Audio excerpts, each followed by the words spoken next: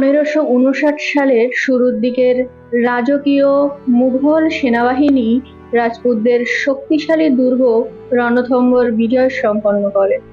রণথম্বর বিজয়ের পর সম্রাট আকবর দৃষ্টি দেন আরেকটি শক্তিশালী রাজপুত ঘাঁটি কালিঞ্জর দুর্গের দিকে। দুর্গটি অবরোধ করতে সম্রাট আকবর প্রেরণ করেন মজনু খান কাকশালকে। 1569 সালের আগস্ট মাস নাগাদ দুর্গ অবরোধ শুরু হয়ে যায়। এখানে মজার বিষয় হচ্ছে, এই অবরোধ মুঘল সেনাবাহিনীকে খুবই সামান্যই প্রতিরোধের সম্মুখীন হতে হয়েছিল।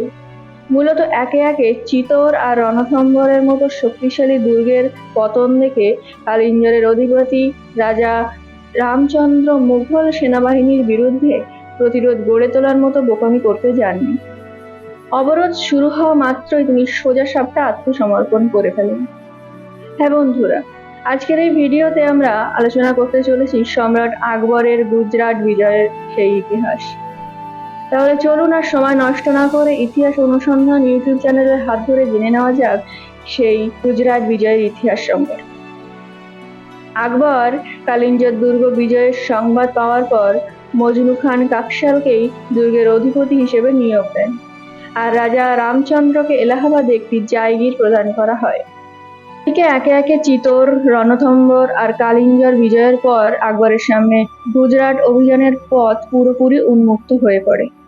সাম্রাজ্যের অর্থনৈতিক ভিত শক্তিশালী করার জন্য আকবরের গুজরাট দখল করার জরুরি হয়ে দাঁড়িয়েছিল। তবে প্রাচীনকাল থেকেই বাণিজ্যিক দিক থেকে গুরুত্বপূর্ণ অবস্থানে থাকা গুজরাটের বন্দরগুলো ছিল হিন্দুস্তানের মূল ভূখণ্ড থেকে অনন্য মুসলিম ভূখণ্ডের সাথে যোগাযোগের একটি সহজ মাধ্যম। বহির্বাণিজ্য ছাড়াও মক্কায় হজ যাত্রার জন্য গুজরাটের বন্দরগুলোর গুরুত্বপূর্ণ ভূমিকা রাখত। তাছাড়া গুজরাটের রাজনৈতিক অবস্থাও সে সময় স্থিতিশীল ছিল না। যেহেতু গুজরাট পূর্বেও কিছুদিন মুঘল শাসনের আওতায় ছিল, তাই আকবর চাইছিলেন সেই সুযোগে পুনরায় গুজরাটকে মুঘল শাসনাধীনে নিয়ে আসতে। তবে 1537 সালের 13 ফেব্রুয়ারি সাম্রাজ্যবাদী বিশ্বাসঘাতক পর্তুগিজদের হাতে নির্মমভাবে খুন হন গুজরাটের সুলতান বাহাদুর শাহ। বাহাদুর শাহের মৃত্যুর পর কিছুদিনের জন্য গুজরাটের মনসদে বসেন জামান মির্জা। সম্পর্কের দিক দিয়ে তিনি ছিলেন সম্রাট হুমায়ুনের সৎ বোন মামুসা বেগমের স্বামী। সম্রাট হুমায়ুনের বিরুদ্ধে বিদ্রোহ করে গুজরাটে সুলতান বাহাদুর শাহের আশ্রয়ে ছিলেন তিনি। বাহাদুর শাহ কোনো উত্তরসূরি রেখে যেতে পারেননি। সে সুযোগে তিনি গুজরাটের মনসদে আরোহণ করেন। এই মসনদে আরোহণের পর তিনি বাহাদুর শাহের হত্যাকারী পর্তুগিজদের উপযুক্ত শাস্তি দেবেন বলে প্রতিজ্ঞা করেন। কিন্তু বাস্তবতা ছিল সম্পূর্ণ ভিন্ন। নিজের ক্ষমতা টিকিয়ে রাখতে মসনদে বসামাত্র তিনি পর্তুগিজদের অর্থ সাহায্য তো দিলেনই, সেই সাথে তাদের সমুদ্র তীরবর্তী বিপুল পরিমাণ ভূখণ্ড দান করলেন। এবার খেপে গেলেন সাবেক সুলতান বাহাদুর শাহের আমিরেরা। শেষ পর্যন্ত আর জামান মির্জা গুজরাটের ক্ষমতা ধরে রাখতে পারেননি। সিন্ধুর দিকে পালিয়ে যান তিনি।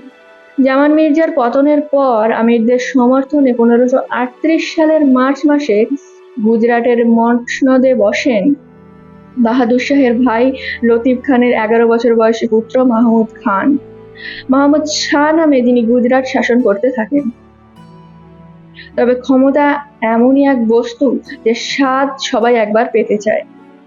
একদিকে মোহাম্মদ শাহ অল্প বয়স্ক, অন্যদিকে তিনি অনভিজ্ঞ, কাজেই যা হওয়ার তাই হলো। মসনদে বসে তিনি একদণ্ড শান্তি পেলেন। আমিরদের একদল নতুন এই সুলতানের আনুগত্য প্রকাশ করলেও বিপক্ষে দাঁড়িয়ে গেল আরেকটি দল। গুজরাটের ক্ষমতার প্রশ্নে তাই নতুন এই সুলতানকে লাগাতার যুদ্ধ করে যেতে হলো। তবে শেষ রক্ষা হলো না। বেশ দীর্ঘ ঘটনাবহুল সময় পাড়ি দিয়ে প্রাসাদ ষড়যন্ত্রের কবলে পড়লেন তিনি। প্রাসাদেই বোরহান নামে এক ভৃত্যের দেওয়া বিষ পান করে 1554 সালে তিনি মৃত্যুবরণ করেন। 1554 সাল থেকে পরবর্তী কয়েকটা বছর গুজরাট শাসন করেন তৃতীয় আহমদ শাহ। এই সময়গুলো আসলে গুজরাটের জন্য বেশ দুঃসময় ছিল। আহমদ শাহ গুজরাটের শাসক হলেও অনেকটা নামমাত্র শাসক ছিলেন তিনি। উচ্চাকাঙ্ক্ষী সুযোগ সন্ধানী আমিরেরা নিজেদের মধ্যে গুজরাট ভাগ করে নিয়ে ইচ্ছে মতো শাসন পরিচালনার কাজ করছিল। শেষ পর্যন্ত 1561 সালে তৃতীয় আহমেদ শাহ গুপ্ত হত্যার শিকার হয়ে পৃথিবী থেকে বিদায় নিলেন। ইতিমাদ খানের আহ্বানে সাড়া দিয়ে 1572 সালে 4 জুলাই সম্রাট আকবর গুজরাট বিজয়ের উদ্দেশ্যে তার রাজধানী ফতেপুর সিক্রি ত্যাগ করেন। আকবর প্রথমেই 10,000 সৈন্যের সমন্বয়ে গঠিত শক্তিশালী একটি অগ্রবর্তী বাহিনী প্রেরণ করে নিজে মূল সেনাবাহিনীর সাথে পেছনে অবস্থান করেন। অগ্রবর্তী বাহিনীর নেতৃত্বে ছিলেন মীর মোহাম্মদ খান আতাক, খান কালান নামে যিনি বেশি পরিচিত। মীর মোহাম্মদ খান আতাকা সরাসরি সিরোহিতে গিয়ে ঘাঁটি গেড়ে অবস্থান করেন।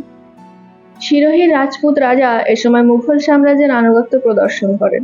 কিছুদিন পরেই আকবর তার মূল সেনাবাহিনী নিয়ে অগ্রবর্তী এ বাহিনীর সাথে মিলিত হন। সম্মিলিত মুঘল সেনাবাহিনী সিরোহি থেকে যাত্রা শুরু করে দিসা শহরে গিয়ে উপস্থিত হলো। এখানেই গুপ্তচরদের মাধ্যমে খবর পাওয়া গেল যে শের খান ফুলাদি ইতিমধ্যে মুঘল সেনাবাহিনীকে পাশা কাটিয়ে পুরো সেনাবাহিনীকে অক্ষত অবস্থায় সাথে নিয়েই ইদরের দিকে অগ্রসর হচ্ছেন। এই শের খান ফুলাদি মূলত সে সময় আহমেদাবাদ অবরোধ করে রেখেছিলেন শহরটি জয় করার জন্য। যাই হোক, আকবর মানসিংহকে সেনাবাহিনীর একাংশের কমান্ড দিয়ে দায়িত্ব দিলেন শের খান ফুলান্দির দিকে ধাওয়া করার জন্য। এদিকে অবশিষ্ট সেনাবাহিনী নিয়ে তিনি রওনা দিলেন দিশা থেকে 60 কিলোমিটার দূরে পাঠান শহর বরাবর। আহমেদাবাদের অবস্থা তখন করুণ। গুজরাটের সুলতান মুজাফফর শাহ তো আমিরদের অন্তর্দ্বন্দ্বে বেশ বেকায়দা অবস্থায় ছিলেন। সুলতানের এই শোচনীয় অবস্থায় তিনি মূলত আমির ইতিমাদ খানের হাতের পুতুলে পরিণত হয়েছিলেন।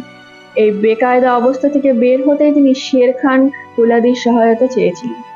অন্যদিকে আমিরদের সাথে এই চতুর্মুখী দ্বন্দ্বে নিজেকে রক্ষা করতেই আকবর সহায়তা চেয়েছিলেন ইতিমাদ খান।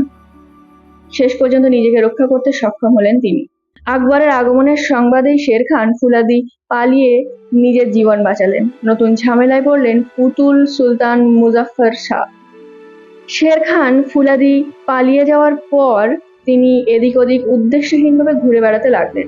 এদিকে আহমেদাবাদের কাছাকাছি আসতেই আহমেদাবাদ থেকে ইতিমাদ খান, মীর আবু তুরাব, সৈয়দ হামিদ বুখারি সহ গুজরাটের অন্যান্য স্থানীয় ব্যক্তিবর্গ আকবরের দরবারে এসে আনুগত্য স্বীকার করলেন। এদিকে কোনো ঝামেলা ছাড়াই আহমেদাবাদ বিজয়ের পর সম্রাট দৃষ্টি দিলেন বরোদা আর সুরাটের দিকে। এই অঞ্চল দুটি বিদ্রোহী ইব্রাহিম হোসেন মির্জা আর মোহাম্মদ হোসেন বরোচের অধীনে ছিল। 1572 সালের 2রা ডিসেম্বর আকবর আহমেদাবাদ ত্যাগ করে ক্যাম্বর বরাবর অগ্রসর হতে লাগলেন।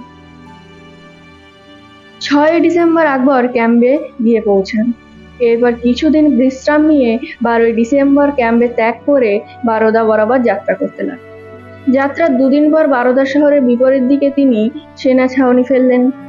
ছাউনি ফেলে আকবর গুজরাটের শাসনভার গুছিয়ে নেওয়ার কথা ভাবছিলেন। অনেক ভেবেচিন্তে গুজরাটের গভর্নর হিসেবে তিনি খান-ই-আজম মির্জা আজিজকে নিয়োগ করলেন। দায়িত্ব পাওয়ার পরই মির্জা আজিজ ছুটলেন আহমেদাবাদের উদ্দেশ্যে। এদিকে আকবর বিদ্রোহী মির্জাদের ঘাঁটি সুরাট দখল করার পরিকল্পনা করলেন। সৈয়দ মোহাম্মদ খান বারোদা, শাহকুলি খান মহরম, খাই-ই-আলম, ফাজিল খান, রাজা ভগবান দাস, দোস্ত মোহাম্মদ খান, কুমার মানসিংহ, আসমিল খান, বাবা দোস্ত মোহাম্মদ খান প্রমুখের নেতৃত্বে সেনাবাহিনীর একটি অংশ সুরাট দুর্গ অবরোধ করতে প্রেরণ করেন। এই দুর্গে অবস্থান করেছিলেন বিদ্রোহী মোহাম্মদ হোসেন মির্জা। ইব্রাহিম হোসেন মির্জা ভেবেছিলেন সংখ্যায় কম হওয়ায় আকবর এ যাত্রায় পিছু হটে চলে যাবেন, কিন্তু এরপরও আকবর এগিয়ে আসায় তিনি কিছুটা হতভম্ব হয়ে স্বর্ণাল থেকে বের হয়ে খোলা প্রান্তরে যুদ্ধের জন্য অবস্থান নিতে এগিয়ে গেলেন। আকবরও নদীতে পাড়ি দিয়ে সোজা ইব্রাহিম হোসেনকে ধাওয়া করতে লাগলেন। এক পর্যায়ে উভয় সেনাবাহিনী যুদ্ধের জন্য মুখোমুখি অবস্থানে এসে দাঁড়ায়। সংখ্যায় বেশি হওয়ায় ইব্রাহিম হোসেন মির্জার আক্রমণ ততটা তীব্র ছিল, কিন্তু দাঁতে দাঁত চেপে আক্রমণের সেই তীব্রতা সহ্য করে শেষ পর্যন্ত মুঘল সেনাবাহিনী বিদ্রোহী এই বাহিনীকে ছত্রভঙ্গ করতে সক্ষম। শেষ পর্যন্ত বড় ধরনের কোনো ক্ষয়ক্ষতি ছাড়াই মুঘল সেনাবাহিনী বিদ্রোহী সেনাবাহিনীকে পরাজিত করতে সক্ষম। 18 ডিসেম্বর আকবর বারোদা ফিরে যান। যুদ্ধে অংশ নেওয়া প্রতিটি সৈন্যকে বিপুল ধনসম্পদ পুরস্কার দেওয়া হয়। একই সাথে চরম সাহসিকতা প্রদর্শনের জন্য রাজা ভগবান দাসকে নিজস্ব পতাকা ও নাকাড়া দেওয়া হয়। এদিকে আকবর তখনও তার মূল লক্ষ্য সুরাট দুর্গ অধিকার করতে পারেননি। আকারে ছোট হলেও মির্জাদের বিদ্রোহ দমন করতে দুর্গটি দখল করা জরুরি ছিল। আকবর তাই এবার সুরাট দুর্গটি দখল করতে প্রস্তুতি নিতে শুরু করলেন। তাহলে বন্ধুরা, এই ছিল আকবরের গুজরাট বিজয় অভিযানের অজানা ইতিহাস। আমাদের ভিডিওটি যদি আপনাদের ভালো লেগে থাকে তাহলে আমাদের ইউটিউব চ্যানেল ইতিহাস অনুসন্ধানকে সাবস্ক্রাইব করে নেবেন ইতিহাসের এরকম অজানা নতুন নতুন ভিডিও পাওয়ার জন্য।